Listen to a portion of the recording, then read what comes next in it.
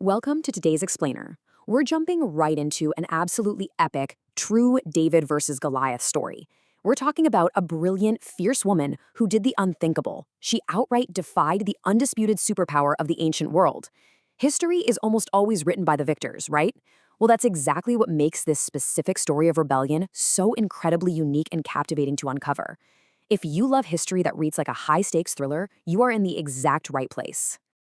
Now, you might be wondering, to understand just how audacious our protagonist was, we first have to ask ourselves, who on earth could possibly make the greatest empire in human history literally tremble with fear? I mean, it takes a very specific kind of intellect and a breathtaking level of bravery to even consider making such a move. So let's dive into part one, the Goliath, and take a look at the terrifying might of the Roman superpower. To put things into perspective, for centuries, the Roman Empire was the undisputed heavyweight champion of the world. Their dominance was absolute. We really have to grasp what this meant for the people living back then. Rome controlled the roads, they controlled the seas, and they hoarded the wealth of the entire known world. It was an era when crossing them wasn't just a bad idea, it was completely unthinkable. No one dared to defy them, mostly because doing so usually meant total and immediate annihilation. Challenging Rome was basically a guaranteed death sentence. Which brings us to part two, the David. Meet Queen Zenobia.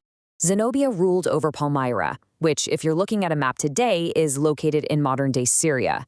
But Palmyra wasn't just some quiet dot in the desert. It was a wildly wealthy oasis and a crucial, bustling trade hub situated right between warring empires.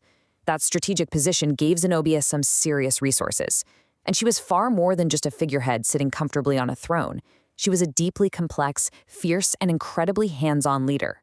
And here's the thing. Her mind was absolutely her greatest weapon. She was a total intellectual anomaly for her time. Fluent in 4 different languages? Check. Deeply studied in ancient history? You bet. This wasn't just fancy royal trivia, though. Because she knew history, she thoroughly understood Roman military tactics. And because she spoke 4 languages, she could personally negotiate with powerful allies across borders. This whole intellectual foundation made her a formidable strategic genius. So, the tipping point comes when her husband is suddenly assassinated. Now, normally in the ancient world, Rome expects a newly widowed, conquered queen to just bow down, hand over her wealth, and surrender to Roman authority. It was the standard tragic playbook. But Zenobia, she completely ripped up that playbook. She looked at the terrifying might of Rome and boldly, undeniably chose war instead. Moving right along to part 3, the strike and conquering the breadbasket. Zenobia had a real knack for strategic timing. She saw that Rome was temporarily distracted by its own internal chaos, and she jumped on that exact, fleeting moment. And she didn't just sit safely in her palace issuing orders from afar either.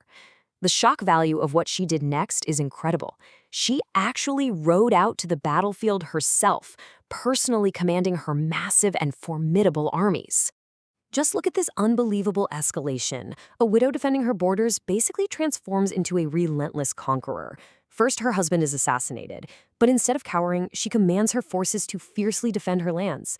And she doesn't stop there. She goes on the absolute offensive, driving her troops all the way in to conquer Egypt before ultimately crowning herself Empress of the East. It's just a stunningly rapid and aggressive power move. Let's actually pause on that conquest of Egypt for a second, because the strategic impact here is huge. This wasn't just a symbolic victory. Taking Egypt hit Rome exactly where it hurt most. Egypt was literally the breadbasket of the ancient world. So by taking it, Zenobia severed the superpower's most vital grain and food supply. Think about it. An empire without food faces immediate, violent riots in the streets. She didn't just attack their army, she attacked the very survival of Rome itself. And then comes the crowning blow. By officially claiming the incredibly audacious title of Empress of the East, she wasn't just ruling new territory. She was openly and very intentionally humiliating the Roman Emperor, Aurelian, in front of the entire known world. She was essentially looking right at Rome, withholding their food, and saying, "I am your equal."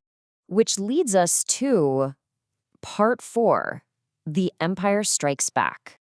Look, history tells us you simply cannot humiliate an empire of that size without eventually facing the terrifying wrath of its emperor. A furious and deeply embarrassed Aurelian wasn't going to let this slide. He marches his elite, battle-hardened legions clear across the globe to stop her.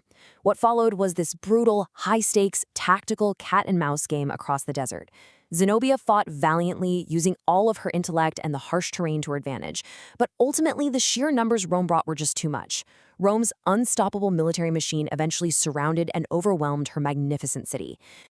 And finally, Part 5, the mythic climax.